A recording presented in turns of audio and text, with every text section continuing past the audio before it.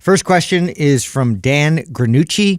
How do I put on muscle without putting on a lot of fat? Oh, the $1 million question. What's the secret? This is a big one because part of putting on muscle, or part of the formula for putting on muscle, has to do with increasing your calories, right? You want to be in a surplus of calories to provide your body with the nutrients it needs to build muscle. Now, the challenge, of course, is will this surplus be shuttled to muscle, or will it just be turned into body fat?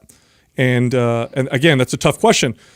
The thing that the fact remains that storing body fat is an automatic function of the body. If you take in extra calories and do nothing else, your body very easily will take those calories and turn them into body fat. So what we have to do is figure out an insurance policy. What exactly, 100%. And so we have to figure out what can we do to ensure that these extra calories go somewhere else. Because remember, extra calories don't just evaporate into thin air. They have to be converted and stored into something else. Again, this is a rule of physics and thermodynamics. Now, the first thing, and I'll focus on this one, that you need to do is send a proper muscle building signal. If your body wants to build muscle because of the workout that you provided in your life, the workout sends the right signal, everything's appropriate, then those calories, or at least a portion of those calories, will get turned into muscle. If that signal doesn't happen,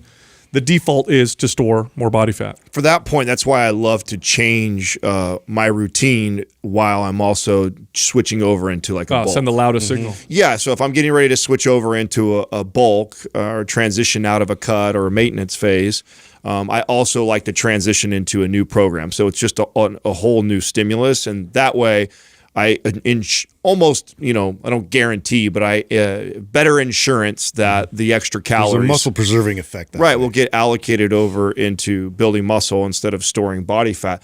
But if you're in a bulk, it's really, and if you're measuring on a daily or weekly basis, it's almost impossible to add muscle without putting a little bit of body fat on. Now, if you measure every 3 weeks to a month and you stretch that long, it's actually very reasonable if you do like mini cuts and mini bulks in there, right? So if you run in a surplus for a couple weeks and then you have a 2-3 day cut, and then at the end of the month, there's a really good chance that maybe the scale stayed about the same and you gained 2 pounds of muscle and you lost 2 pounds of body fat, and you've done exactly what you're trying to do.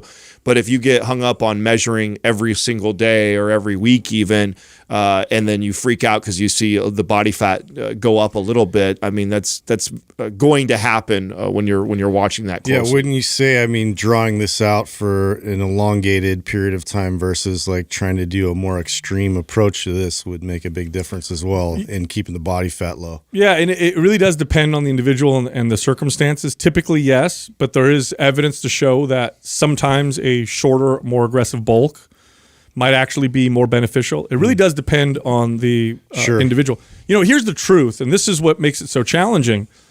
You don't need that many extra calories to add muscle to your body. Now, some of you might be thinking, how does this make any sense? I thought you had to, dramatically increase your calories. Okay. First and foremost, if you're most people, you're an average lifter, you're working out, okay, and let's just imagine you're doing everything right. Gaining 1 pound of lean body mass in a week is a lot, okay? That's a lot of lean muscle. That's 4 pounds in a month over the course of 2 months. That'd be 8 pounds of lean muscle. That's pretty aggressive. That's actually probably expecting more than what most people can achieve, except unless you're a beginner and you get those kind of newbie gains. But just for the sake of argument, let's say that you're gaining a pound of lean muscle in a week. Now, if you do the math in terms of how many grams of protein and calories that requires, it's not much at all. We tend to think we need to have all kinds of extra calories to make that happen. Now, here's where the challenge comes from. Extra calories on top of that also, believe it or not, sends a small muscle building signal. Just adding calories when you're working out, even above and beyond what you need, also might trigger a little bit of extra muscle. And then the second part that makes it hard are the strength gains. Extra calories will make you stronger in the gym, even if you don't gain extra muscle. This is why you see powerlifters oftentimes have higher body fat percentages than bodybuilders even in the off season, because adding body fat, I've done this, right? Where I'm gaining weight on the scale and I'm probably not gaining a lot of lean body mass, but my strength keeps going up. It's all the extra calories, extra energy. Body fat can change leverage, make joints feel more secure. Some lifts respond better to this than others. Like if I just gain weight, my squats tend to go up no matter what, versus my deadlifts, which not necessarily. And it can be different from person to person. So this is kind of the balancing act and the challenge. Now, the leaner you are, the more likely it is that you're going to need to gain body fat just to gain muscle. So if you're, and I'll use an extreme example, if you're 5% body fat and you're a male, you're shredded, right? You got like ripped abs and you might have veins in your quads and all that stuff. Your body may need to gain body fat just to gain muscle, because that lean of a body fat percentage for a lot of guys isn't optimal for building muscle. So also consider that. Now, what if you're really overweight? What if you're, body fat as a man, you're 20% body fat? Well, you could probably get away with not gaining any body fat and gaining muscle. In fact, what oftentimes happens, if you do it right, is you might actually lose a little body fat while gaining muscle, because you've got so much extra stored energy on your body. But I think the keys are this, right? Make sure you're doing everything right. Getting good sleep. Your workout is really effective. You're not overdoing it. You're not underdoing it. You're noticing strength gains. It's appropriate. Like Adam said, you change the phase that you're in to kind of send the loudest muscle building signal, and then increase your calories, but do it minimally. I would say probably, 200 to 300 above maintenance is probably more than enough to get that lean body mass to come on your body. And then the last thing I'll say is to be patient. What always used to screw me up with bulks was 1 pound. If I gained 4 pounds in a month on a bulk, that was too slow for me. Even if it was all lean body mass, I'm looking at the scale going, oh, I could gain more than that. Right. And I would aim for twice as much in a month. It would be easy for me to put on 10 pounds on the scale in a month.